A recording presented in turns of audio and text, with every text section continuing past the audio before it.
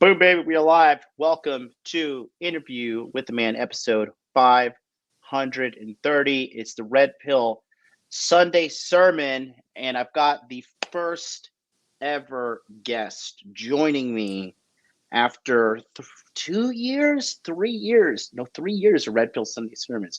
You're the first ever guest, Mark. Oh, Got great. Mr. Mark Daniels from Mark's Inspiration, who will be joining me on commentary today for Ecclesiastes. How you doing this Sunday morning, brother? Great. Glad to be here. It's an honor to be the first guest. I didn't know that until now. Yeah. So for you guys, who are you guys out there? This is Mr. Moneybags, always dropping the $50 super chats. This is the big money man, Mark. I believe you should pay where you get fed. That's what I've been taught. You. It's a practice. Thank you. Mark is a leader in our community. Mark is a speaker in the Masculine Empowerment Network, and I don't even know how I found you, Mark. I completely forgot, but I just got to tell you guys, like, again, I don't really care about people's subscriber count or view count or live viewers or anything. All I care about is the quality of message that the man brings to the table. And Mark, in my opinion, is seriously a very wise, manly man who has a lot of wisdom, has a lot of experience in life. And I have gone to him for advice and coaching. I have gone to all the members of the Masculine Empowerment Network. And I got to say, I endorse this man 100%. Mark, you want to just tell the guys a little bit about what you're doing with yourself? And I'll give you a little bit of full screen there. Well, a few years ago, I have a lot of kids. I have 8 kids altogether. I have 6 kids, 5 boys, and 3 girls, but five boys and 1 daughter I raised by myself for the last 10 or 11 years.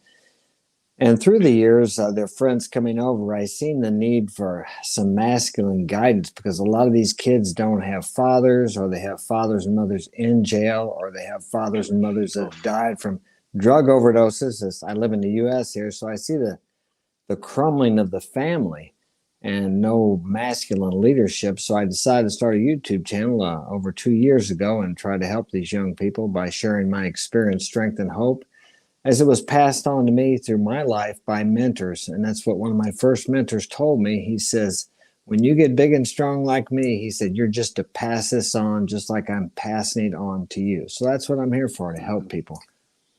Was that the guy in the military you told me about? Yeah, he was a Green Beret, former military in Vietnam. Mm-hmm. And it was a tough son of a bitch, yeah. That's what I needed at the time, because I needed somebody to tell me what to do because I was lost. I was about 30, kind of hit a bottom and didn't know what the hell to do.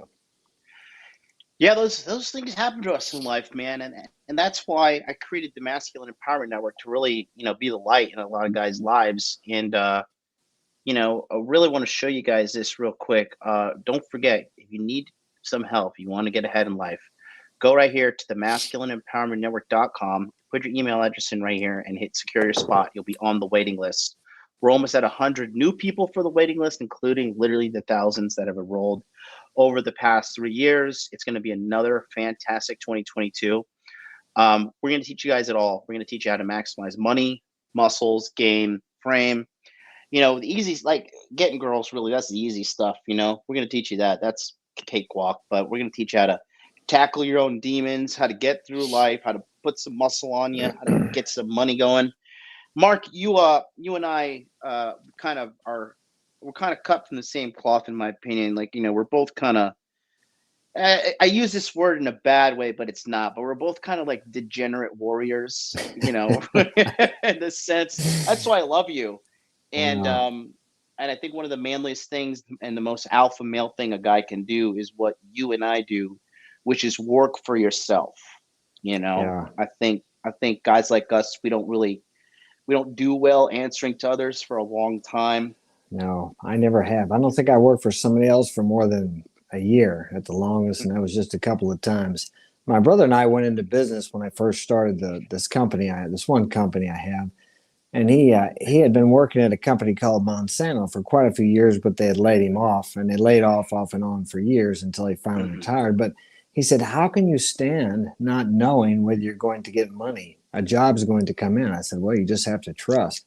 But the reality is, as you know, big companies nowadays, you may go in one day and the company's been there 50 years and it may close up and just so there is no security anywhere unless you find that security in yourself and trusting that if you do the next right thing, things will work out for you. It doesn't mean Mm, everything is always going to be easy or simple, but I like the challenge and I'm sure you do too. I kind of like the uncertainty.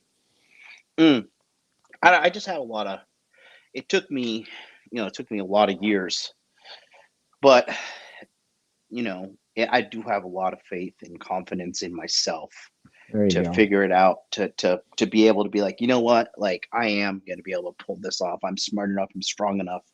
I'm resilient enough. And I've been poor before. Like, to be honest, I have all the luxury and the trinkets and all that crap. But to be honest with you, the things that made me happy before are still the things that make me happy today. For Right. me, if you tell my my dad's side's from Virginia, so if you tell my white Ah. trash ass we're going to Outback, I'm fucking happy. If we're going to Outback Steakhouse, I'm like, all right, you want to go now or like Yeah. when we leaving? Can we get the blooming onion? So Yeah. I can live I can live simply, and quite frankly, as you get older, you just kind of like things simpler. I think you don't Right. need all the doodads and all that shit. Right. So, Now but I'll tell yeah, you, I can tell you a little go ahead. short story about when I lived in Latin America. You talk about being poor. Oh yeah, We lived like the local natives lived. It was like we lived like on the base of a volcano mountain, and in the morning the farmers would go past our house with the mules, and there was fleas. They would fly off there and get on you. And we had a cornstalk kitchen, but I couldn't handle that, so I had to buy a hot plate and cook on that. But I was starting an English school there. I lived there for 6 years, and I would walk 12 miles a day to teach English for $1 an hour until I started getting enough clients to actually rent a building and have the school. But we lived on about $600 a month oh well, from money that I had from the States. And that was with my wife and 3 kids. So, and we paid $100 a month for rent in this place. And it was 10 cornstalk walls and concrete, cold hmm, shower, a stool with no lid. So we oh slept wow, on the floor on concrete floor on just foam mattresses. So, but I'm gonna tell you what, I was with my wife at the time, ex-wife. Now that was one of the happiest, most fulfilling times I had with a woman because we were both working towards the common goal of building the school and getting clients, and it was really a great hmm, time. yeah. It's good when you have a woman in your life and you both are on the same page, Right. striving for that same goal. It's a kind of it's a beautiful bond and experience that you really can't replicate with some slut, quite Yeah. frankly. Like when you know what I mean, like Yeah. when you're building with a good woman, and Right. you're both, she's on the same page as you. Like I've been, I'm kind of having this point in my life where I've had this eye-opening moment, started about November last year, where I just realized, like, man, this whole just endlessly fucking a bunch of girls, it really leads to nowhere, and it is kind of like a hollow lifestyle. Right. Well, when you're in your 20s, it's exciting. I mean, I would like to just go out and get laid when I was in my 20s. That was fun. I mean, I had a lot of women. I had a wife, and plus I had several steady girls and other girls I was sleeping with, and that was all exciting and fun. But when you get older, it's like I can be with beautiful girls and beautiful young girls now, but it's like I want something more than just a pretty face. And as you know, nowadays, there's so many women that think that's all they need is a pretty face, pretty body. All they need to be is good looking. But Hmm. as you mature, you want so much more than that. Not that you want to marry every girl you meet or make her your girlfriend, but you just want something more than just beauty. Because beauty is Yeah, fleeting and it's common. yeah, yeah. I mean, that's the thing, right? Nowadays, right? If a girl's beautiful, but if she's a dirt bag, or she's like a piece of garbage, or she's lazy, or Yeah, she lazy. got bad habits, smoking cigarettes, smoking weed, doing drugs, going out drinking and stuff. like what who wants to bring that into their life? You know what I mean? Right. Unless you're 20 years old and you just want to get laid, or, I mean, in your 20s, I mean, that's okay if you're just looking for that. But as I said, as we get older and as you've discovered, we want something a little more, something with some substance, Yeah. Oh yeah. some depth. Yeah. And then it's just for me when I am when I'm with a girl, right? The thing is, she's got to bring something to the table other than Right. that fucking vagina. Yeah. You know what I Because mean? that gets old quick, doesn't That it? I don't, that gets old real quick. I mean, I don't if care that's how all she's beautiful she bringing, is. Yeah. if that's all she's bringing to the table, it's going to be old, and I don't really care what anybody has to say about that.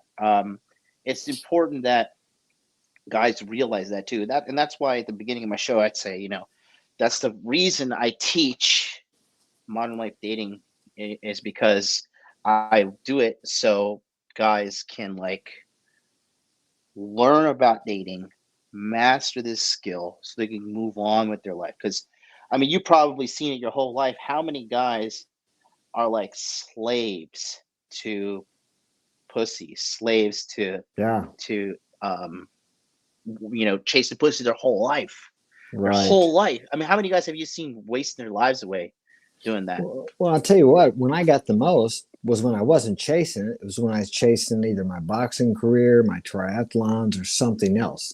That's when they kind of, anytime I ever went out looking, like we used to have dances here. We go out to a dance and the guys would say, oh, let's go hunting. In my early 20s, we never was able to do any good then. But if I was just out and doing my stuff, doing what I'm supposed to do, what I loved, then I had girls chasing me. And that's the way it works. But back to these young guys, what it's hard for them to realize, and I was young once too, is as we said, no matter how beautiful she is, after 3 or 6 months, you will get tired of that pussy, is what's going to happen. But it's hard for them Mhm. to understand that a man who has not had many women, they think, no, she's beautiful. I would never get tired of her. But you will if she doesn't have something of substance and some depth to offer. Mhm. I see a comment here from the chat. I want to pull it up here. He says, I had a woman, thought she was on the same page. Years later, turns out she did not listen to a word. They can become wholly different persons. Life partner is a myth. They wait at the finish line. I think this is a little too jaded. I think you probably aren't as smart and dialed in as you think you are when it comes to picking a good woman and seeing if she's really about you versus just playing the part. Because there's two different ways to like don't be so quick just to say all women are trash and all this and get all jaded and stuff, because I'll take you down a negative path. You don't want to go down that path. Look at Right. yourself before you do that. Exactly. What do you say? You want to jump into it? Let's start reading some of the old good book. Sure, let's go. Let's get the word out here. Let's do it. All right, guys. So we're gonna get going here. We're gonna get going. We're gonna read a couple of chapters, and then don't forget this Thursday we have the Masculine Empowerment Network launching. So go to masculineempowermentnetwork.com. We're gonna get on there, sort you guys out. Let's go here to the screen share, okay? And there you guys. We got Ecclesiastes right there. We're gonna read chapter 5. So Mark, I'll read, and then how about this? I'll read chapter 5. You read chapter 6. I have to get Or my you, I, computer. I can't I see it can on just my. don't worry, don't worry. I'll just read it. I'll read it. I'll Okay. read it. But when you want me to say anything, just let me. Just give me a just a verbal cue. Say, hey, I want to say Okay. something about that. All right. Good So, deal. so every time they refer to God in this stuff, guys, we're gonna take God out, and we're gonna just talk about. We're just gonna replace it and think about red pill truths, right? Money, muscles, game, frame, stuff that'll let you make your life a lot better. Okay. So we're gonna read chapter 5, 6, 7, and 8. We'll see what happens. How we may. I'll definitely be finishing next Sunday. We'll see what happens today because we might get carried off on a couple conversations. But let's start here. It says, okay, guard your steps when you go to the house of God. Go near to listen rather than to offer the sacrifice of fools who do not know that they do wrong. Okay. Do not be quick with your mouth. Do not be hasty in your heart to utter anything before God. Uh, oh wait, I think I did this one last week. Uh, Wait, did I read this last week? Ch- ch- ch- Hold on, chat. I feel like I may have. Did I read chapter 5 last week, guys? Let me. Just want to do a quick double check here. I feel as soon as I started reading that, I started having a flashback. Let me double check here. But I do like how it did say at the beginning, and it probably drives you up the wall too, Mark. But like when you have somebody, and oh yeah, I did read this last week. Oops, my bad. All right, we got to go to chapter 6. I'll go back to this real quick though. Let me do a screen share because I will say this. That in regards to this statement here, right? This right here, many words mark the speech of a fool. I just think that like, yeah, you ever trying to teach somebody something, Mark, and then this motherfucker just won't shut his goddamn mouth, let you get Yeah, on with the lesson. yeah. Actually, I think you were talking to one yesterday, and he wouldn't shut up, and you had to cut him off. It's like Ugh. they asked for advice, but they don't want to shut up. We say they need to take the cotton out of their ears and shove it in their mouth. Oh man, yeah. I gotta, I realize like I gotta be like really mentally ready for free consultation Fridays because it does take a lot out of me, and I gotta like really be like ready to like deliver Yeah. because People don't realize what energy it takes to help people like that. Especially the ones that really drain you are the ones like they wouldn't shut up the other day, and you have to just cut them off. yeah, I know. And I do kind of feel bad when I'm getting a little short with them and stuff, and I've got to find a balance. But Mm, it is a bit draining. So for you guys out there that are trying to, they're watching this program, they're trying to make yourself better in life. Like, doesn't matter how old you are, where you are in the world. If somebody's trying to help you, do yourself a favor and just shut up and listen. shut the fuck up and listen. If you knew anything, you wouldn't be asking somebody that that can help you. It's so true, man. Just shut up and listen. All right, let's go to chapter 6 here. It's nice and short one. It says, I have seen another evil under the sun, and it weighs heavily on mankind. God gives some people wealth, possessions, and honor, so that they lack nothing their heart desires. But God does not grant them the ability to enjoy them, and strangers enjoy them instead. This is meaningless, a grievous evil. A man may have 100 children. We're talking about you, Mark. Yeah. And live many years, yet no matter how long he lives, if he cannot enjoy his prosperity and does not receive proper burial, I say that a stillborn child is better off than he. That's pretty true. Yeah, I'll say this, right? If a man have 100 children and live many years, but no matter how long he lives, if he cannot enjoy his prosperity, Right. does not receive proper burial. Not about that, but enjoying the prosperity. I fell into this trap a little bit earlier last year. I was just like, work, work, work, go, go, go, make money, invest, buy crypto, do this, do this, do this. And I was doing that for like 2 years in a row. And I think that's kind of why I had that little bit of a breaking point in last Right. year, about quarter 4. You got it because I think everybody thinks, a lot of people really believe they think they're going to live forever. And Yeah.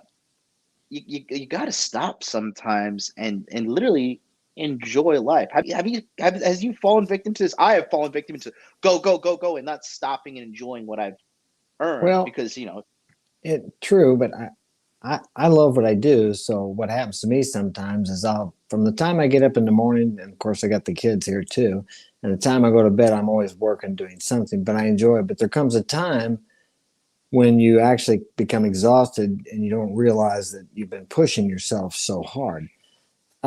Marcus Aurelius had a slave follow him around during the day to remind him several times a day that he was going to die someday. You stated people think they're going to live forever, and they do. We need to remember, not in a morbid way, but that we're all going to die someday. And today is all we have. Enjoy now. So many yeah, people live their life and work their ass off thinking that when I get to here, I'm going to be happy. And I've done it too. yeah, But you me too. have to enjoy the journey. The old adage, enjoy the journey, is so true. And it took me many years to figure that out because now is it. This is it. If you're not happy with what you have today, you're not going to be any happier with what you want tomorrow. because everything you have today is something you wanted yesterday. Yeah, that's actually great to really, and that's for me, right? That hits so home. You got to really take a moment out to enjoy yourself. Like this is not me showing off, but I'm just gonna, kind of just gonna talk, okay? But I'll say this, right? So it's kind of hats out the bag, right? Cats out the bag. I bought this Rolex, right? I bought my Dream Rolex. This is a 18 karat gold. It's got a green dial, right? I bought this using my cryptocurrency profits, Right. and the watch was pretty expensive. It was $120,000. True. Yeah. But the thing is this, right? I had been working my ass off since 2019 to buy this watch, and when I wanted it in 2019, the watch was only $30,000, but the value of the watch has been appreciating. And I said, I got all this money, these profits from crypto and all this stuff, right? And I'm sitting here and I'm, just like finding myself. It's like a just drilling away in my head. I'm like, when am I gonna get this? Well, I gotta make. If I just make more money, then Right. they'll take this money, and I'm just like, when are you gonna, Jonathan? When the fuck are you gonna enjoy it? Like Yeah. you're young. This is you're pretty much in the prime of your life. Like, go buy the fucking watch. And if $120,000 is going to derail your entire life and send you into poverty, then you deserve it. You know what I mean? Yeah. And so I went out and I bought it, and now I'm enjoying it. And it's funny. This watch is probably like a 2-3 weeks old, and I'm already kind of grown numb to it. I'm like, hey, all right, it's okay, Yeah. That's the way things are. They're nice to have for a while. There's nothing wrong with having things. I like things too, but yeah, and you can't take it with you. I mean, we should Yeah. keep a prudent reserve, of course, but what is the point in hoarding? You get to where you think that's your security, and you Yeah. don't ever want to think that financial security does not come from having a certain amount of money. If Mm, what you have today is not enough, you'll never have enough. That's something to yeah. ponder on. That's my problem right now. Well, I want more. Don't get me wrong. I love money. Mhm. Money can't buy happiness, but it sure as hell buys a lot more happiness than poverty does. Yeah. Yeah. I'd rather be sad in a mansion. And loving money. There's nothing wrong with loving money. The love of money is the root of all evil. That's a bad translation. It's the lust of money, because you can Mm, love anything. You can love a woman. You can love a car. There's nothing wrong with loving. I love my house. I love what I do here on YouTube. I love my work. It's the lust, because lust is an obsession, like an addiction. So it's nothing yeah. wrong with loving. I love what I can do with money. I can help people. I can contribute to creators that help me, and I Yep. do that because I know I've lived long enough to know that whatever I give John or anybody else, I don't expect anything back from him, but it comes back to me multiplied. That's a Yeah. universal law that it just works. But Yeah. some people say, "Well, I'll give when I get when my ship comes in." If you can't give $1 out of $10, you'll never give 1,000 out of 10,000 or 10,000 out of 100, because it doesn't get any easier. The Yeah. bigger amount. Yeah. No, it's true. But going back to the statement we were talking about earlier, you really gotta take a moment and enjoy your life, because you're gonna die. There's nothing you can do about it. Right. And yeah, I mean, like, I was talking to my woman the other day, and we were just talking about, she's got this job and she's always prioritizing this job, and I'm just like, baby, look, I understand you want to be a good little worker bee, you're a sweetheart, whatever, and I'm like, you're giving the majority of your time daily to this company, and they don't Yeah. give a fuck about you, Yeah. and you're not going to live forever. I said, so give what you need to give, but more so, give to yourself, give to me, give to us. Let's enjoy life instead of just getting caught in this like slave mentality. There's like, Yeah. Rat race. yeah, go ahead, the rat race, yeah, Yeah. It's a yeah, never ending cycle. Yeah. and Go ahead. if you get fired from a job, right? You get fired from a job, or sorry, let's say you have a job and you die, right? they're gonna be like, okay, this fucking bitch died, and like, here, we'll put her picture in the coffee room, but can you Right, get that right. advertisement up? We got to get someone else in here, Yeah, like, fixing it. exactly. They go on fine without you. Life goes on without you regardless. Everybody gets by. The only thing you leave is your legacy, what you've given to others, and what you've shared with others, really. Yep. And then your friends, your family, the ones you love. They're the ones that are going to be deeply grieving about you. They're the ones that's going to be like traumatized in life to be like, Jesus fucking Christ, this person's gone. Like that's traumatizing for when you lose someone to death. Right. And I just tell them I tell everybody around me that I care about, like, really, it's an uncomfortable question, and it's an uncomfortable test to give the world, but really see who gives a fuck about you, Yeah. you know, and then that right there, it will open your eyes as to who to prioritize as in your life and who to fucking kind of, you know, shoo away. Nobody on their deathbed wishes they'd worked another hour at the office or got one more report done. It's about the relationships you have in life. I was Yeah, honored to be able to take care of my father for 4 years before he passed away. Because I'm an entrepreneur, I could do that. Now my brother worked yeah, for a company, he couldn't. So I had this 24 hours a day, 7 days a week. My mom and I took care of him. And I was happy to, before he couldn't speak, but he was in his right mind. He was in a wheelchair. yeah. But I was glad that he got to see the five boys before he passed away. They were there, we stayed there, and so he knew that his name and his legacy lived on. For a man, that's an important thing, or at least it is for me and most men that I know. No, no, yeah, it is. It is.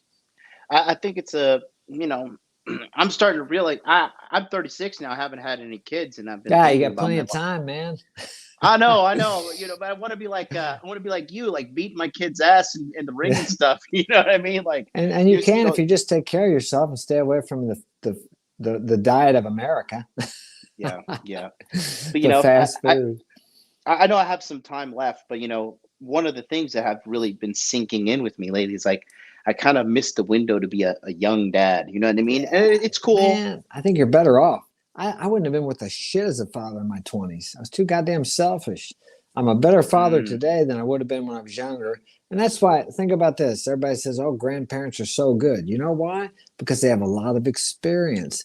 yeah. The father I am today is a better father than I was 10 years ago because of what I've learned in my life. I have more experience, I'm more understanding, more patient, and I can my kids admire me. I don't even Yeah. understand that. They look up to me. I never looked up to my father. I mean, I do now, years later, I appreciate what he did for me. But when I was young like them, I wanted to get the hell out of the house. I left home when I was 15, went to work.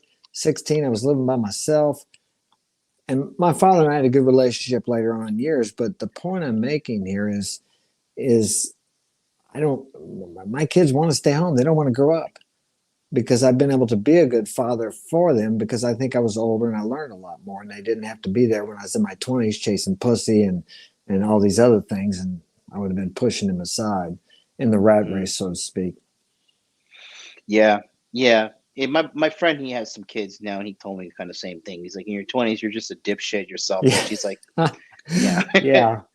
He's in his 40s. He told me that same thing. Um, so let's continue here with let's get back to Ecclesiastes. I want to read that nice little sidetrack there. Mark, I love talking to you, man. We got to do more shows together. My You, pleasure. you drinking some blue milk there from Star Wars? It's my C4, man. It's my addiction. All I don't have a problem. right. I can quit anytime I want to. C4 for breakfast. Good Lord. Yeah. All right, let's go. But yeah, you got to enjoy your prosperity. That's what they're talking about here in the Bible. It's good stuff. Uh, it comes without meaning. It departs in darkness, and in darkness its name is shrouded. Though it never saw the sun or knew anything, it has more to rest than that man. Even if he lives 1,000 years twice, but fails to enjoy his prosperity, does it not go to the all same place? Yeah, and that's the thing. You gotta enjoy what you get. What's the point of winning and getting all the money if you don't spend it a little bit? Well, so many people think that getting the money is going to be the the end of all, and that's going to make them happy. They think if they get this, that everything's going to be okay. As you and I know, John, the more money you have, the more responsibility, the more records you have to keep, and it's actually more difficult. It's a lot more responsibility. the Yeah. more money you Yeah. have. People don't realize that. They think they get the money, their problems are over. No, then you have money problems too. Not that you can't pay the bills, it's just that you have a lot more, it's just more responsibility. You have what I call, have you ever heard me use the term? You have hot dude problems, you I know? haven't heard that. No. Yeah, you got hot dude problems. You know, there's problems like I can't get any pussy. Then there's hot dude problems like my three girlfriends are fighting over me. It's stressing me out. It's like, I've been there, but it's been a long time ago. I remember asking God, get me out of this. It's like I got in a fight with my wife, my steady girlfriend, and then my not so steady girlfriend is like, son of a. I still remember that yeah. night. It's etched in my mind. Hot dude problems. You know, like Yeah. I got no money. I'm making so much money. These fuckers at the IRS keep on Uh, auditing me, and like I don't gotta even deal get with me all this started shit. on that. It's criminal. Hey, we got a third party member here joining in. What's up, Thor? Hey, you guys. Good morning. How are Hey, you doing this how you fine doing? Sunday morning? You are now the second guest I've ever had on Red Pill Sunday Sermon Store. Welcome to the show, buddy. Well, How I are heard you? you do the call for church, and here I am. Yep. We're just going through here reading Ecclesiastes. So feel free to chime in when you do. We're just going to continue off here. So verse 7 in if you guys are at home, this is chapter 6, verse 7. He says, everyone's toil is for their mouth, yet their appetite is never satisfied. What advantage the wise have over fools? What do the poor gain by knowing how to conduct themselves before others? Better what the eye sees than the roving of the appetite. This too is meaningless, a chasing after the wind. Whatever exists has already been named, and what humanity is has been known. No one can contend with someone who is stronger. The more the words, the less the meaning. How does that profit anyone? I think this is important here. The more the words, less the meaning, right? I mean, that's like, the whole less is more is really, it really just Yeah. leaves an impact. We're talking about the word salad that we all get today in almost every conversation publicly. Oh, I mean, yeah, you're in ground zero for world word salad over there, man. Yeah. Well, they talked Let's about meaning too. It's like really nothing has meaning except the meaning we give to it. Two people Yeah. can look at one situation and see a different meaning or get a different meaning out of each thing. So really, life has no meaning except the meaning we give to it. Right. Right. I think I love the analogy Thor uses. And he calls, just this experience, that, traveling around in our Earth suits. Yeah. And, it really, it gets, I'm going to get slightly dark here, but just bear with me and for you guys watching at home. But there is no meaning to life. There is no meaning is what you give to Right. it, right? You guys got to realize you're not special. If you die today, your mom will be sad, a couple other people will be sad, but the life will go on without you. And I think everybody has this grandiose image of themselves in their mind. Every time I mention death, the viewers go down. Like, but you gotta be grounded in reality, and you gotta understand that life is going to mean what you want it to mean. And for me, I just wanted to be free and financially successful so I could just do whatever the fuck I want. I don't want to be a slave to somebody in a corporate office, and that's my personal way of living. I'm not saying this is the best way, but for me that's the meaning I've given life. And so, I just think it's really important that guys kind of let go of trying to have meaning for everything and realize it's kind of meaningless. We got a third member. What's up, Rafe? How are you doing? I'm doing good, man. How are you? Yeah. Hey, Race, how Good. you doing? Welcome, man. Good, man. We're just popping through here. We're going to go through Ecclesiastes. Uh, let me read that last verse. Ooh, excuse me, just had dinner. For who knows what is good for a person in life during the few and meaningless days that pass through like a shadow? Who can tell them what will happen under the sun after they are gone, right? So it's a little bit, the Ecclesiastes is a little bit of a doomer book, but I mean, it is, I think it's important that guys realize that, that life is finite. You're not that important. So do what you want to do. I think that's the essence of being a man, right? Like doing what you want to do, not asking and not begging for permission and all that Yeah. shit within Living your reason. yeah. living your life for yourself instead of living the life that you think others want you to live. That's what people fail to do. They worry about what people are, their family, their friends, and everybody's going to think about them, and they do what other people tell them instead of what they truly want to do. Yeah. Yeah, man. All right, we're gonna go to chapter 7 here. This is wisdom. I think the first one here is really good. Um, a good name is better than fine perfume. I Yeah, mean, that right there is worth $1,000,000. And what they're saying is your reputation, right? Because they say, the hardest thing to get back is a good reputation. Um, and this is why I tell guys to operate with integrity and get like I think a lot of people misunderstand the simple fact of life. If you want to be successful in life in anything, if you want to be successful in dating, money, whatever the case may be, you have to be a good person in order for that to happen. true Would you guys agree? success. True success, yes, because success financially without contentment and peace of mind, to me, is not success at all. Mm, yeah, I'll say. It just having a good name really carries such strong weight, and it pays massive dividends over time. You know. Well, Um, in my other business, when I get referrals from other people, I don't bid against anybody, and I have people give me thousands of dollars without a contract or anything because they trust me, even though they've never met me, but they're mm, referred from somebody they trust. And if you're integrous and honest, when you talk to people, they can feel that. yeah, So I say all the time, I really feel honored that I have the trust of people many times that I've never met before. So yeah, yes, it's very important, very valuable in business. And people a lot of times want to badmouth rich people and say, they're crooks, they got their money, they're crooked, because that keeps them from having to try to do something. They can justify, well, I'm not crooked like him. At least I'm not crooked or dishonest like he is. And that's bullshit to keep them poor and to keep them where they're at, to justify they're not taking the action so they can live with themselves.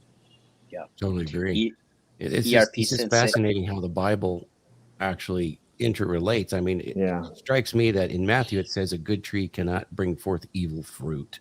Yes. Neither can a corrupt tree bring forth good fruit. Wherefore you by their fruit you shall know them. Or often they would say by their deeds, right? Yeah. Yes. Yeah. Yeah.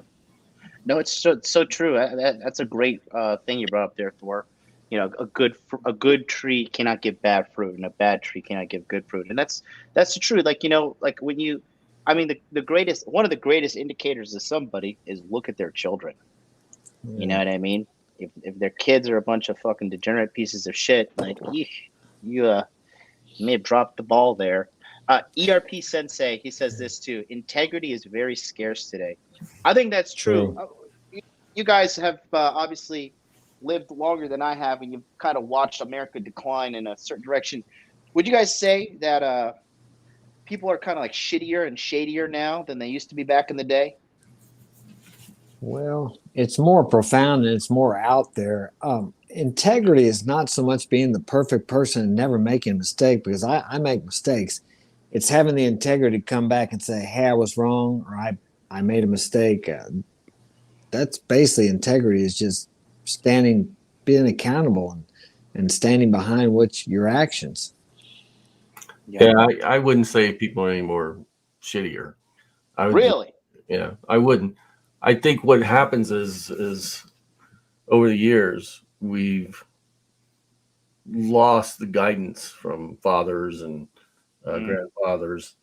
We've lost the guidance to young men, and young women have lost that guidance from their mothers and their grandmothers also, Right. to have integrity. All right, you have to be. Integrity is not something you're born with. And none of your values are something you're born with.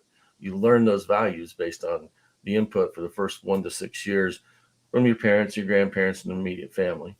And if the immediate family is so fractured now that hmm there's no common core values within the family that you push out into your kids, and you can see the families that do stick together. Okay, they have and stick together in a traditional way. They have those core values. that get passed on to the children, and those children pass those on to their children. Are people any shittier? No, we've always been the same people, but are we less wise in the understanding of how to build a community within the family, or a community even within our communities? Yeah, we're really lacking on those skills anymore, because if you Ecclesiastes is all about, if you read all of Ecclesiastes, it's about setting rules for moral standards, values, and how you treat yourself and how you treat other people. Okay, Right. when you say, a good name is better than perfume, they're not. He's not. It's you can't. It's not a literal interpretation. What it's telling you is, how you appear to others, is important. But you have to have integrity when you do that, because you don't want to build this fake image of yourself. Yeah.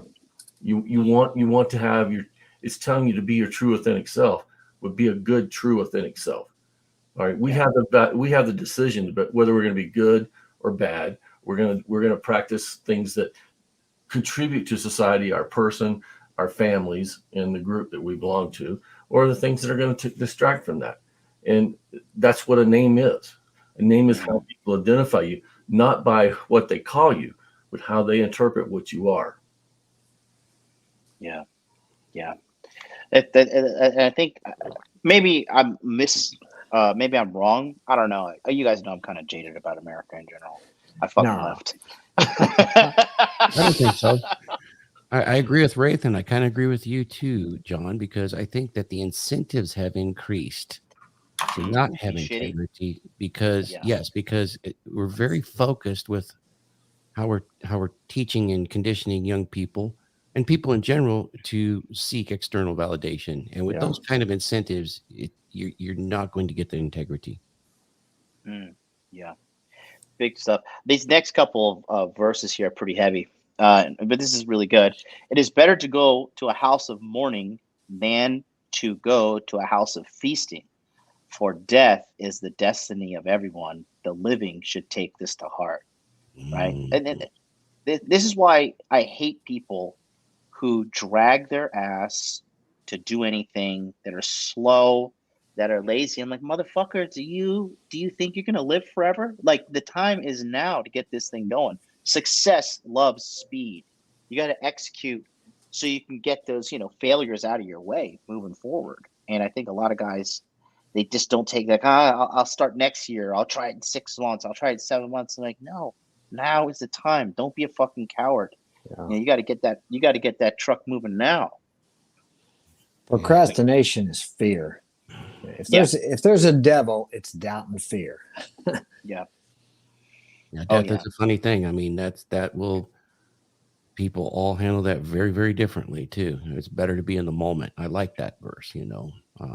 Wraith and I both learned the lesson when we've had loved ones severely injured, or death reminded us very, very closely, and it's very apparent in our own lives. You can see exactly who your true friends and family are. Many of them will run from you when something tragic happens instead of stand by you. Yeah, when Thor and I talked about his current situation, I told him, I said, this is what I experienced, and this is what I know about people. People fear their mortality. Yeah. And when you have friends, people that you contribute to your life and stuff, when something major happens like that, whether it's a long-term illness or death, those people flee, because they understand it gives them a picture and a view of what their future is. Yeah. Okay. And so many people are afraid of that future that they live in the past, or they're always trying to outrun death. You can't do either, because it makes you static. And when you're living in the past, and when you're when you're trying to outrun death, you're running from something that's inevitable, that's going to catch you anyway.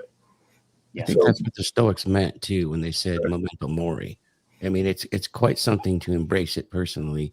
It's freeing somewhat, and if you have integrity enough to face it, it is somewhat freeing, I would say. I think the Bible has a lot of verses that really point in that direction, and that the Stoics pulled from this, or at least had knowledge of it. Yeah. Well, I mean, Ecclesiastes was written by King Solomon, and he was son of David, and Solomon was literally the richest man in the world, like with all the gold and everything that he had. So this is a guy who literally had like, I don't know, he had like 800 wives, right? Something like that. I'm serious. A I lot, think I know. I I think don't know how many it was. he had all the money in the world. He had 800 wives. So this guy is like a guy, because I'll tell you. Obviously, I'm still young at 36, but for me, now that I've kind of achieved the pinnacle of, I got a lot of money, I've had sex with a lot of women, which every guy wants, right? Every guy wants to get rich and have sex with a lot of women. That's like Yeah. every guy's life goal. And I got it, and now it's literally like I kind of feel to an extent that like I'm Just just like, waiting. it is fleeting, but it's more like and now I'm just like I've achieved so much. I'm kind of like, I find myself like, all I got to do is sit here and wait to die now, like, because I've got, like, I don't have to stress out about shit, and I've ticked all the boxes, and it's very sobering, but it's freeing at the same time. You know what I mean? Well, why is that freeing, John? Because just kind of it takes all the stress off of you to an extent, because everybody has these like fake obligations and fake requirements that they think they need to do. I need to do this, I need to do that. The only thing you need to do is make yourself happy and enjoy yourself on this planet. And so you're at the stage in your life where most guys don't get to, probably until their 50s. Okay. I can agree with that. All right. Well, and I'm not talking about the impotence or anything like that. So Just don't go there. what I'm talking about is you're at the stage in your life where all your physical needs are met. Now you're starting to worry about your emotional needs. And when you look through those emotional needs, you also start trying to find purpose. All right. Now this podcast and the men's group, that gives you purpose. Mm-hmm. And anything you do outside for making money from this point on it's just basically maintenance that you can generate towards your purpose. When we were talking in the last chapter, that's why a lot of people have problems, because they don't understand life, and life has purpose. All right?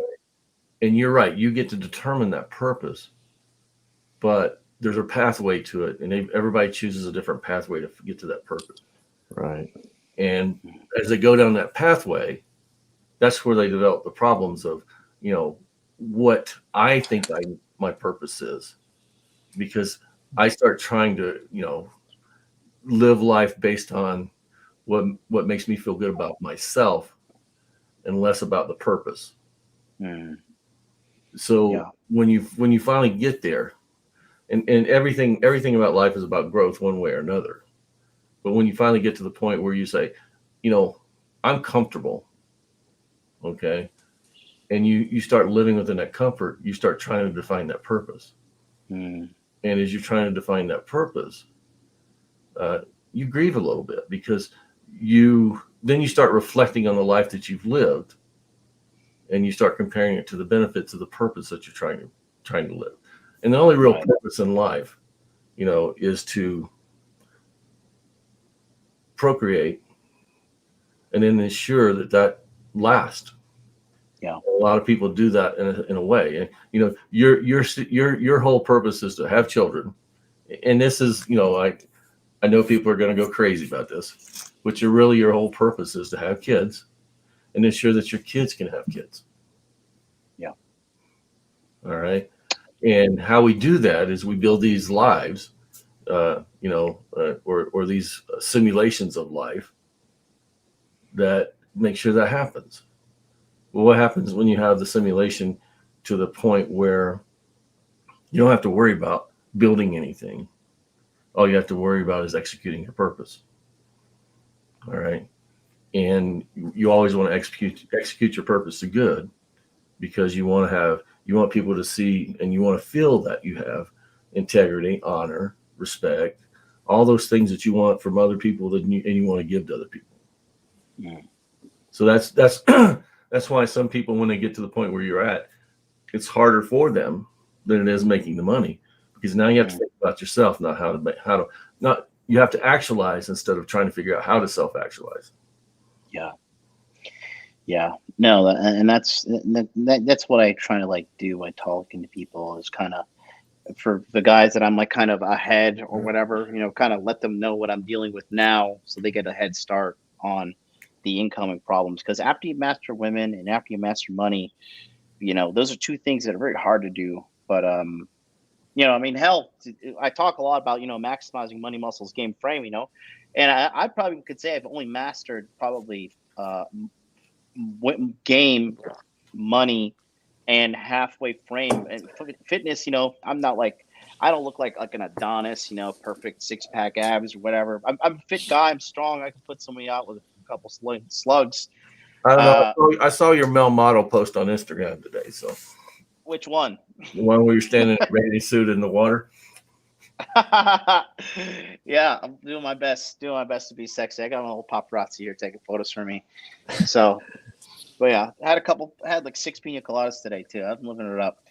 But but yeah, but it's still like, trying to get it all done is it's a worthy goal. You got to focus on the core 4, make life easier for you. But it's going to take time. But you got to find what's meaningful to you. You know what I mean? And as you master these things, you're going to come to that point, I guess, like we were saying, Wraith, which is like, now what? Like, who am I? What am I? Well, why am I here? What's this all about?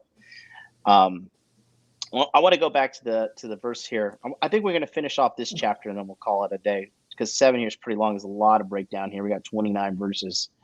Verse 3 says, frustration is better than laughter, because a sad face is good for the heart. I mean, that's pretty true right there. You learn so much when you're broken, sad, depressed. Yeah, you're looking for answers. You're searching because you want to get out of the misery. And I see a lot of these young people today. Everybody seems, at least in the U.S., trying to escape from pain and suffering, whether it's through medication or something, so they don't have to feel that, to act like there's something wrong with that. When in reality, pain, suffering, that is a gift. Because, I mean, I'm learning all the time, but I don't learn nearly as well as, when things are good as I do when I'm hurting inside, when I got that knot in my stomach or I got a big fear or something. I am looking for answers desperately, like a guy trying to grab that life preserver and you're out in the ocean, you're drowning. Yeah. This is the entry point for most red pill. Yeah. Yeah. There you go. Yep. The heart of the wise is in the house of mourning, as in feeling bad, not like mourning in the morning time. But the heart of fools is in the house of pleasure, right? Pleasure. I think this is good here. And then for everybody who says I'm an asshole on Friday, free consultation Friday, you got to listen up to this part right here, okay? I'll put this in red for my fiery rebukes. It is better to heed the rebuke of a wise person than to listen to the song of fools, right? I mean, how many times do we see people running to people to hear the answer they want to hear, not to hear like, no, that's stupid. You're fat. You're lazy. You're dumb. That girl's a whore. Dump her. You know what I mean? Like, a lot of guys don't want to hear these unnecessary, painful truths. They don't want to hear the fact that they don't want to deal with what they deem as unnecessary pain. But when people rebuke you, and a rebuke is just telling people that, hey, this right here, what you're doing is wrong, and it will cause you pain in the future. They're just trying to stop it from happening right now. A lot of people don't want to hear that, I mean, that's what America has become, right? Don't slut shame me. Don't fat shame me. Don't this, don't that, don't that. I'm like, okay, well, you're going to die of a heart attack at 42. Everybody's a winner here, John. Everybody's a winner, and everybody's beautiful, and everybody's okay. That's why. We don't want to interfere with external validation. That's a constant dream coming to us, making us feel better. It's a form of escapism, guys. Yeah. If everybody, say every faction of life or every strife in life is a condition, and you're a victim of it, one way or another, then to rationalize that, it's okay to be that way, and to live in the status quo, and then to put laws in effect that make that happen, and rules in effect that make that happen, then it's the truest form of escapism that you can find. And that's what's happening. And that's not the US, John. I mean, you can look all across the educated, civilized world.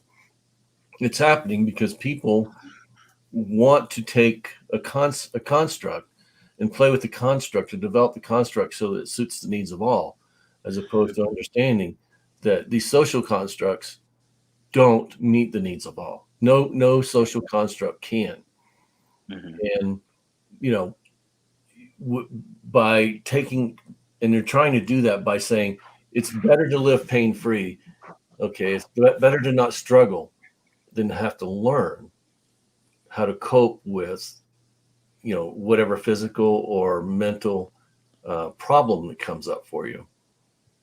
And they're trying to create this they're trying to create a utopia out of chaos, and all they're doing is creating more chaos, and they don't see that they're creating more chaos, because if we just do one more thing, there's we just do one more thing instead of accepting the reality of the problem, the situation, of their life. Because until you deal in reality, and you can accept that reality, you can't do anything to change it. This pain-free life that's being offered to us this way today, it's definitely chainless slavery. Very unfulfilling in the long run. Yeah. No. We need adversity. We need adversity. It makes you stronger. It makes you tougher. Yeah. You know what I mean? And this is just insanity how they're trying to make it happen. But they'll pay. They'll pay. They're just going to pay a little later, and some of them will pay when it's a little too late. Let's continue on here. Like the crackling of thorns under the pot, so is the laughter of fools. This too is meaningless. Extortion turns a wise person into a fool, and a bribe corrupts the heart. The end of the matter is better than its beginning, and patience is better than pride. Do not be quickly provoked in your spirit, for anger resides in the lap of fools. Yeah, this is important, especially for men, right? Because I always say this, like, anger is like crying for men. Like how women cry, getting angry is like our version of crying. That's our go-to. And a lot of guys can get caught up in making bad decisions when they're angry. I personally have fallen victim to that, and it's really just you gotta be wise and think more than 10 minutes, 10 hours, or 10 days in front of you, especially when your anger is involved. Because if it gets a hold of you, I mean, you can go to jail, you can have to pay court costs, you get sit in a cell. It's not all right. I'm not sure where it's at, but it says, "He who rules his temper is greater than he who takes his city." I'm not sure if that's in Proverbs or where it's at, but I think it's in Proverbs. Yeah. Very true. Let's continue. Do not say, "Why were the old days better than these?" Oh, it's talking to me. For it's not wise to ask such questions. Wisdom, like an inheritance, is a good thing and benefit those who see the sun. Wisdom is a shelter as money is a shelter, but the advantage of knowledge is this: wisdom preserves those who have it. That's really true there. It's so important to have wisdom in life and use it, because it really does benefit you, and it's really becoming a commodity these days because so many fools out there. I think there've always been fools, but it is a commodity to be wise. Verse 13 says, "Consider what God has done. Who can straighten what he has made crooked? When times are good, be happy. When times are bad, consider this: God has made the one as well as the other. Therefore, no one can discover anything about their future." When it says this right here, who can crooked what he made straight? Right? Talk about what God has made. I can't say too much about this without getting thrown off of YouTube, but I'll just say God made Adam and Eve, man and woman. He didn't make Adam and Eve and, you know, binary fluid spaghetti monster 17 and I'll just leave it at that. I'll just leave it at that. Okay. Well, how about what if you just look at it from the standpoint, what God has made by natural law can't be changed.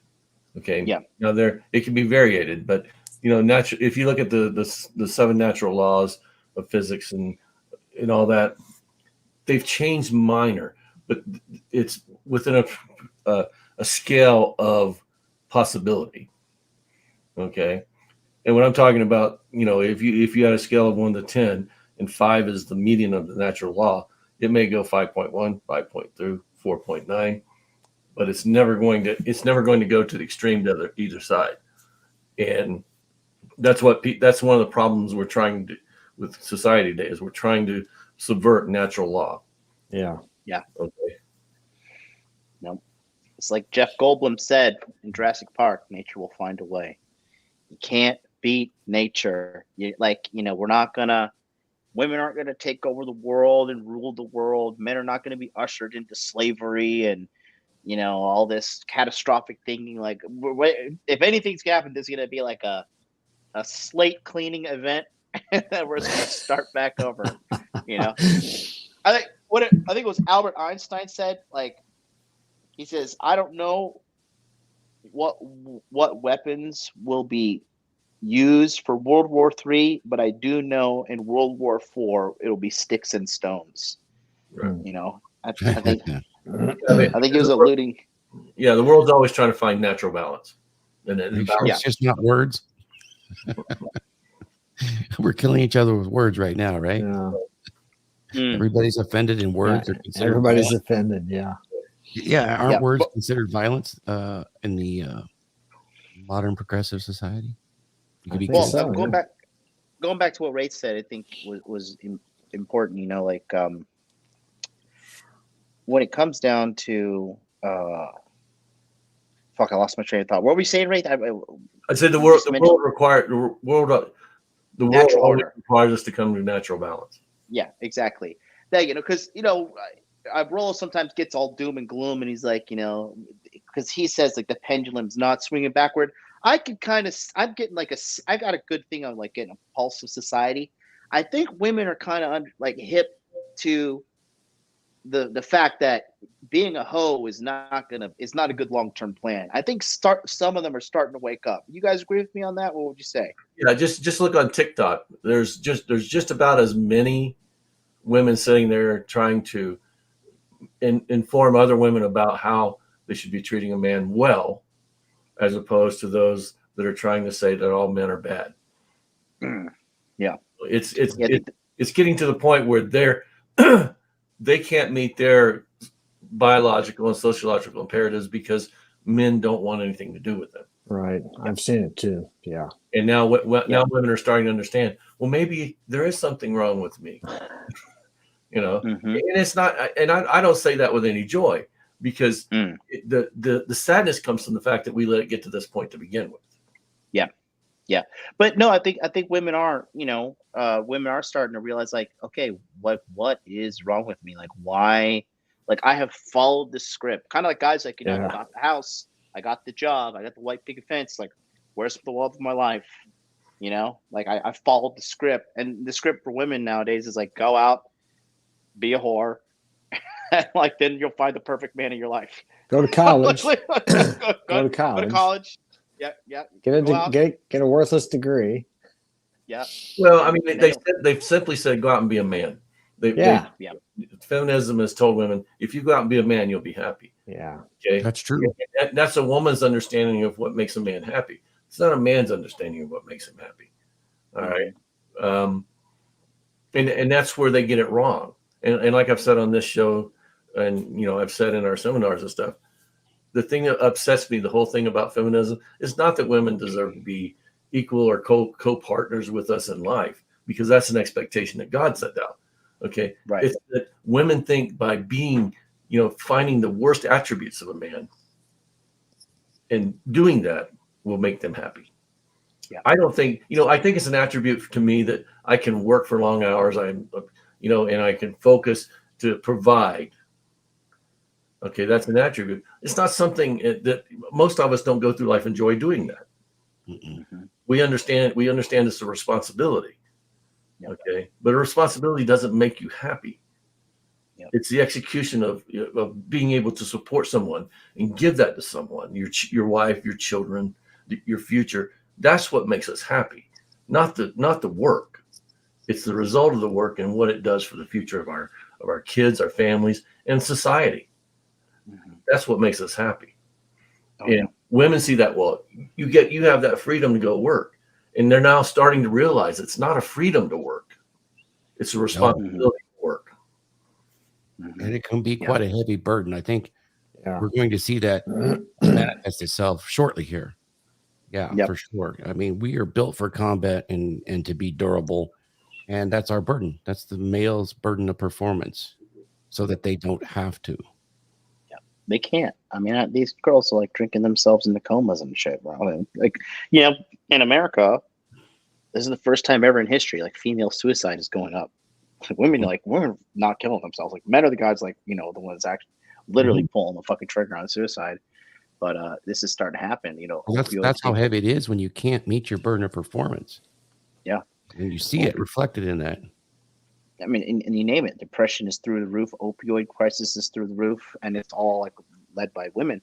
They just, this is a common sense shocker alert for us, but there's just a huge study that came out that said like antidepressants actually do nothing to increase the quality of your life over the long term. And like, no shit.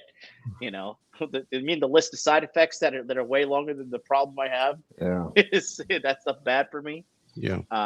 But I think the cat's out the bag on a lot of these things. Really, the whole women's empowerment movement really was just a con to financially extort women and extort them for votes. That's all it was. Get money and get votes out of them. So let's talk about the suicide thing real quick, because, like I said, the world tries to find natural balance and stuff. Okay, and if the female suicide rate's going up, the male suicide rate will eventually start to decline, or they'll even out. That's the balance. It sucks that it's a negative balance like that. Like, just as many women are killing themselves as men. Yeah. That's a screwed up balance. But Yep. The reality of it is it's why is male suicide rate high? Because they can't self-actualize. They can't meet their needs, whether it's their physical needs or emotional needs. Because in reality, in order to meet all of our emotional needs, we need women in our lives, and when you start trying to say, okay, well, I'm going to take all these things that I need in my life, and I'm going to say I can concentrate on these. I'm not going to focus on these, and I'm going to exclude these. It's those things you exclude that creates that gap or that lack in your life. Life is meant to be lived, and it's meant to be lived to the fullest.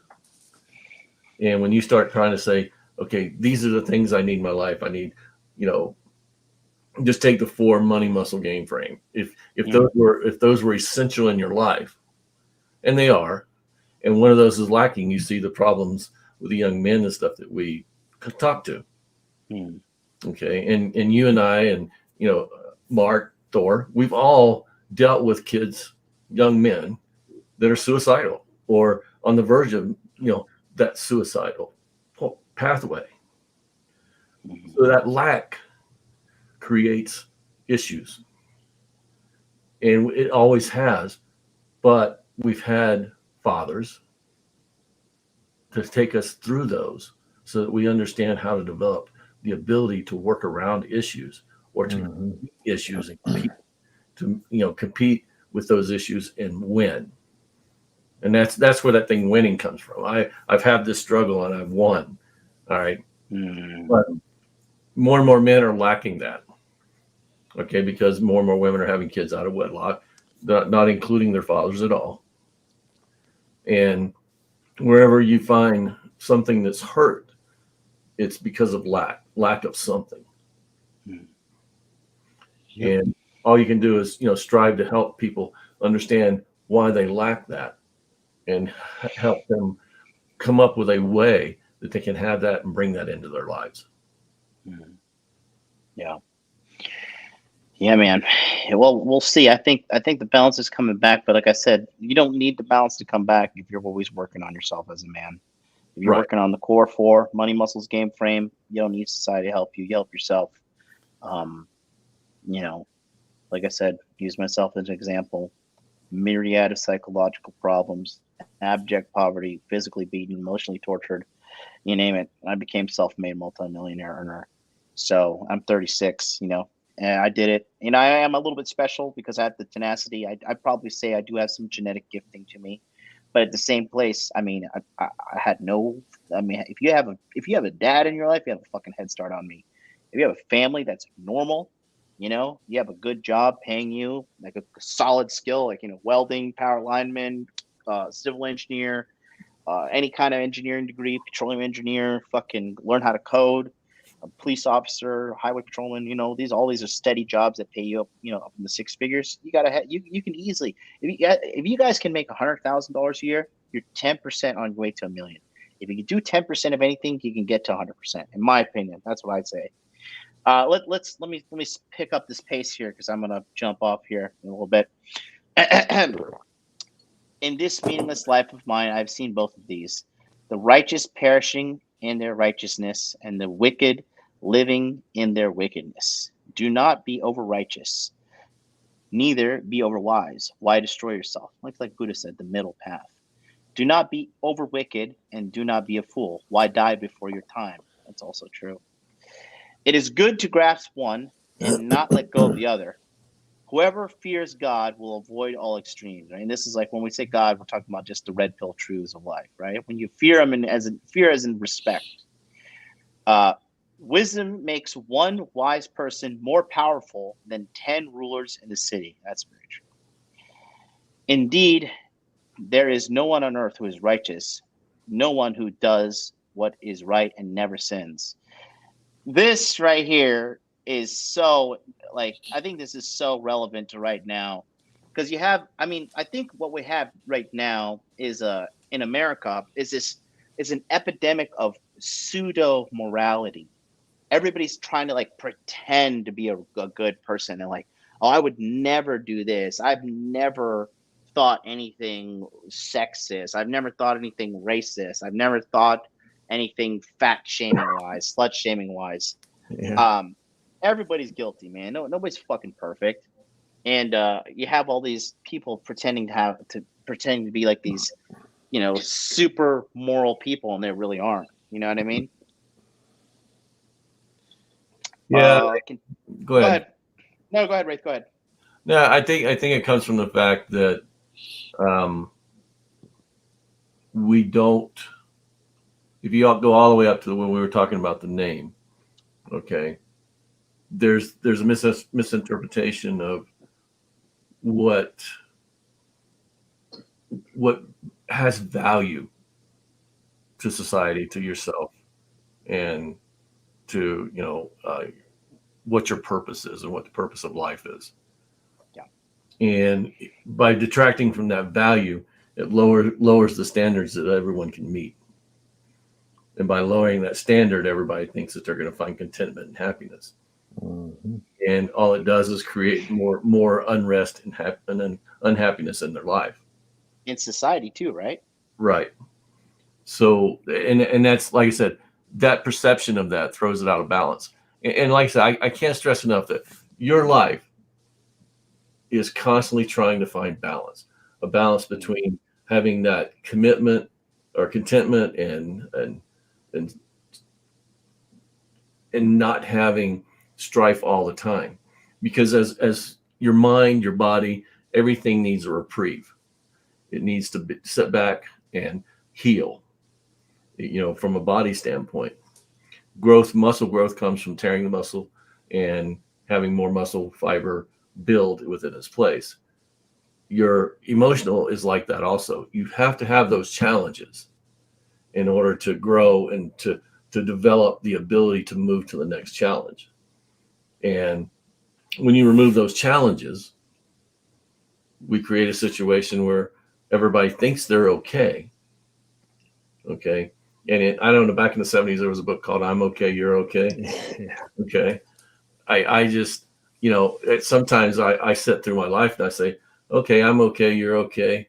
And then at other times in my life, I sat and thought, well, I'm okay. It's the rest of the world is fucked up, because that was me trying to find solutions in my own mind about how I fit into the world. When I realized that I do fit into the world and I have purpose, that gave me the ability to start developing. And we're talking in the 70s, I was in my 20s, teens and 20s. But that did give me the ability to start developing a purpose and start understanding my place and how I can contribute. And that's so many people today think doing nothing is contribution. And it's refined to the point where, well, if I don't ever think anything racist, then I'm not racist. If I don't ever, sexually exploit someone, then I'm not a sexist. Yeah. And they're trying to define it in terms of what they shouldn't be, instead of defining their lives in terms of what they should be and how to develop into the person you need to be.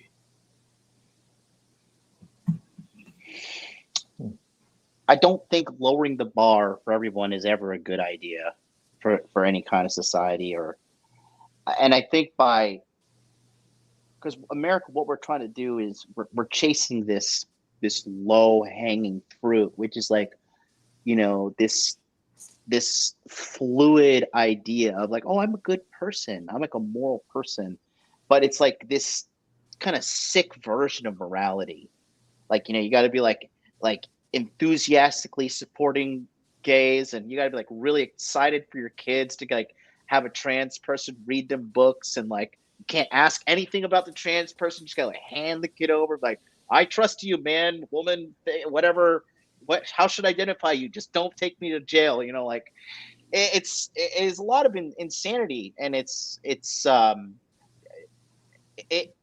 could definitely, I mean, you guys, I know you guys have a little bit different views on America than I do, but I personally look at America kind of like, I don't know, it just seems like it's continuing to trend downwards a little bit. Am I overreaching there? What do you guys think? Agree.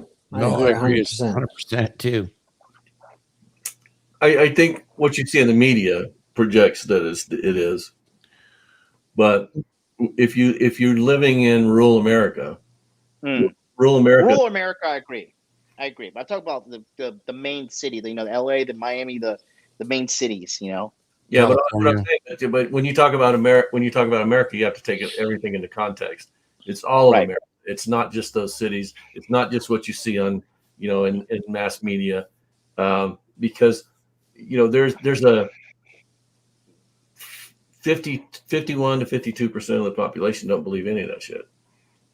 They're still they're still trying to create a life that they find happy and fulfilling.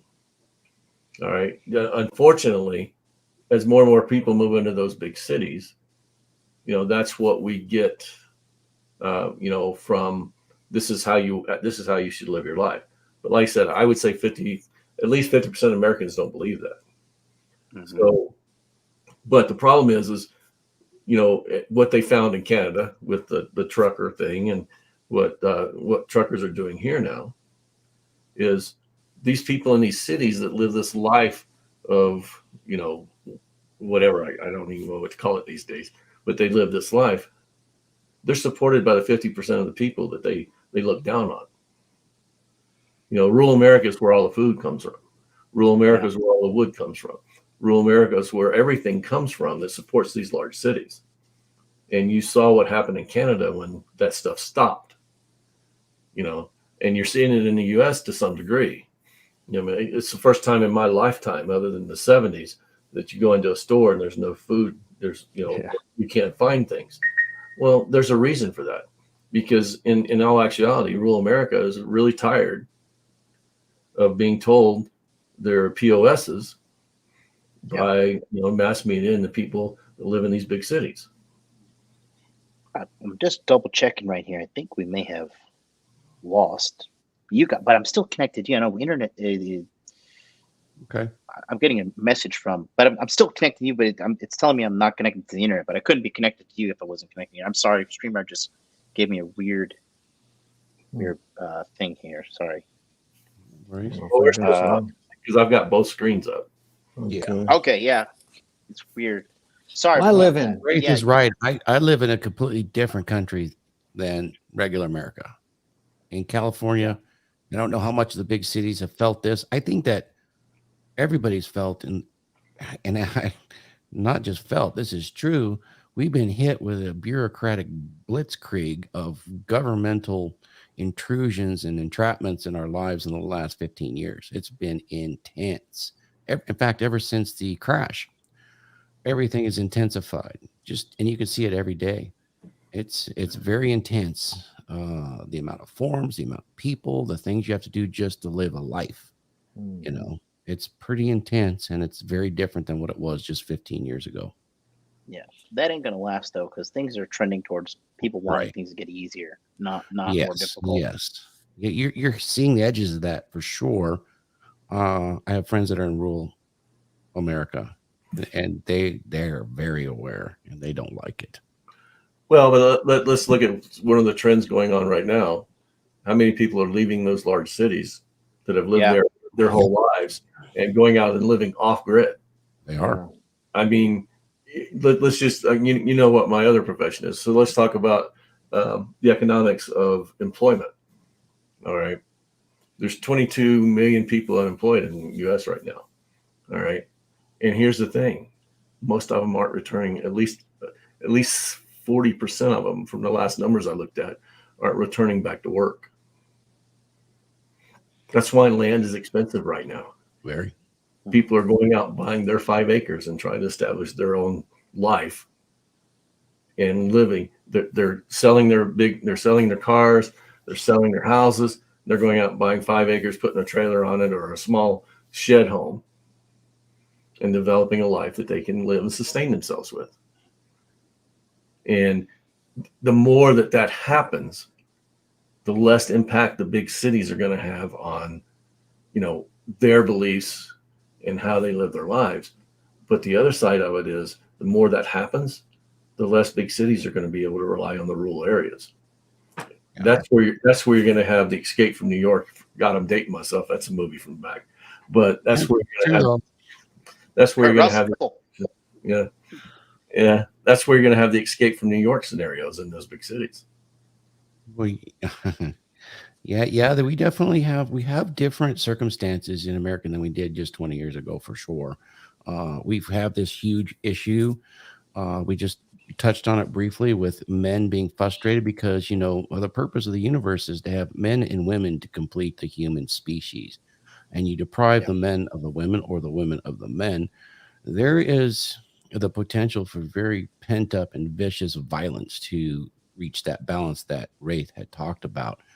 We have violence increasing on every level. Now, there's reasons for that. They stopped enforcing laws here in California. Literally. They called for defunding of the police, and the police, in response through the bureaucratic blitzkrieg, said, well, anything under $1,000 is just not worth prosecuting. That message right there has resulted in the post office not delivering to certain cities in California. They have stopped postal delivery. It's a fact. Couple that with what we're seeing. We just talked about last week, the 40% increase in working age adult death, which is an anomaly that has shocked many. It's not being talked about, and that's just in the year 2021.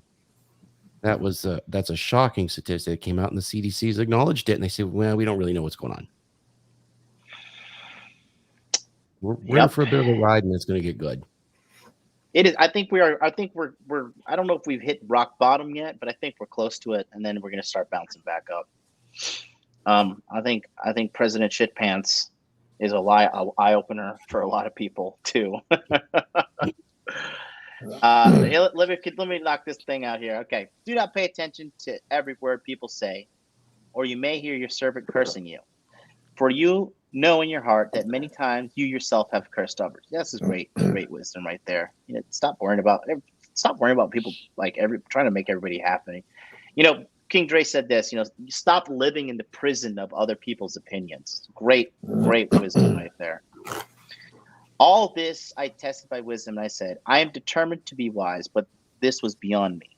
Whatever exists is far off and most profound.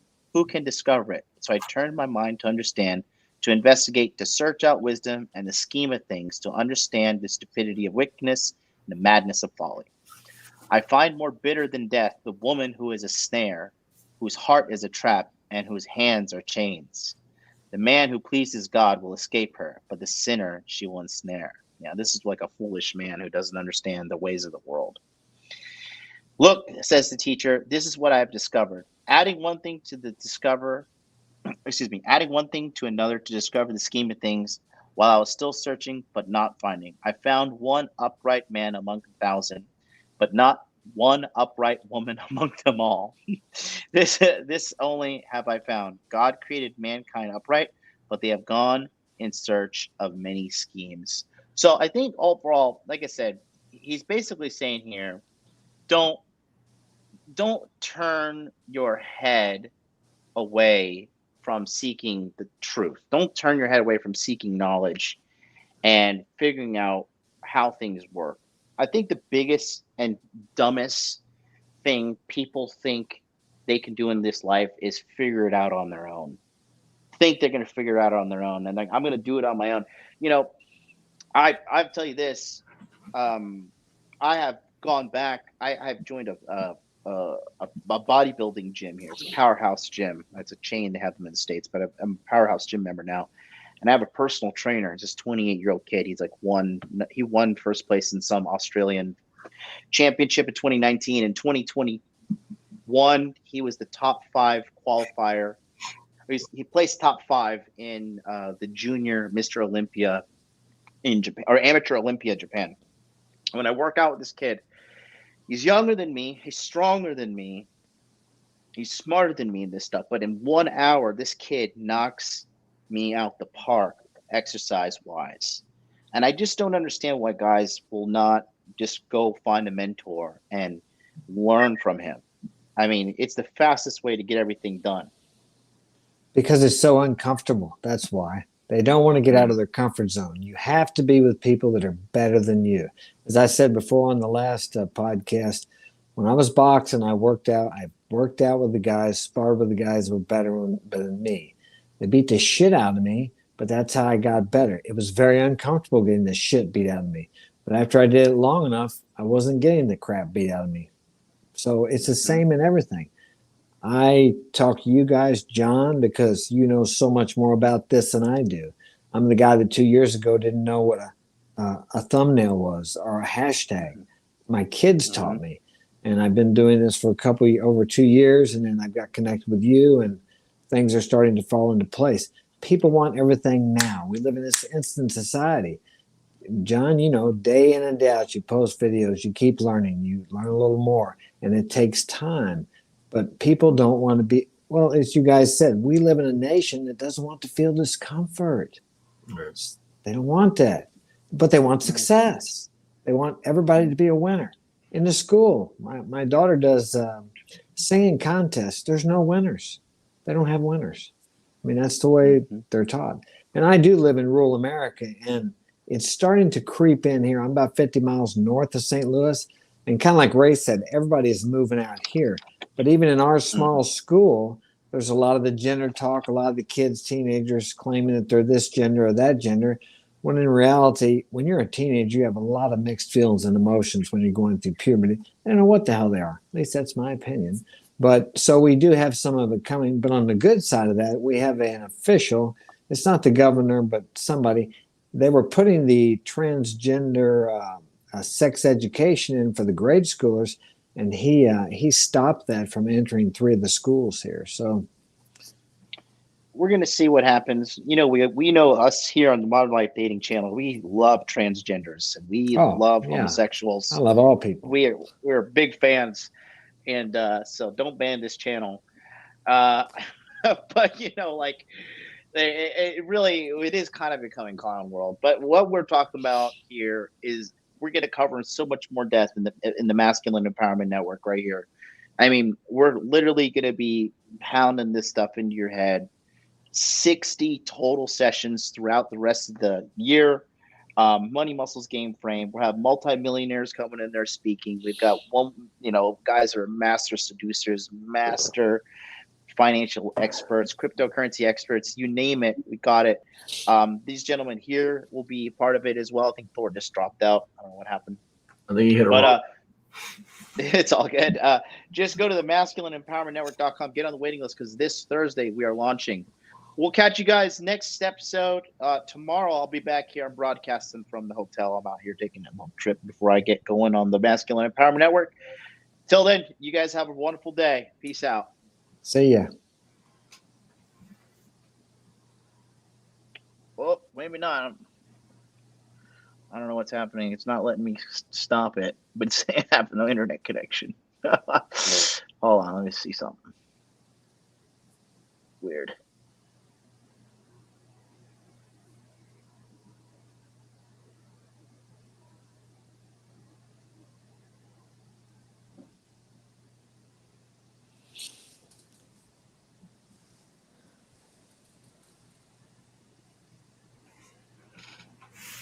I can't tell.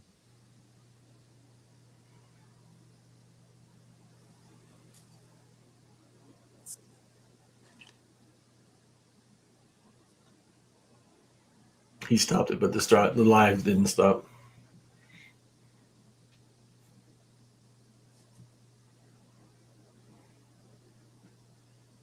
So are we still on the air? Yeah, we are actually. So I'm It says you're in the show, so I guess we are. Still in the show.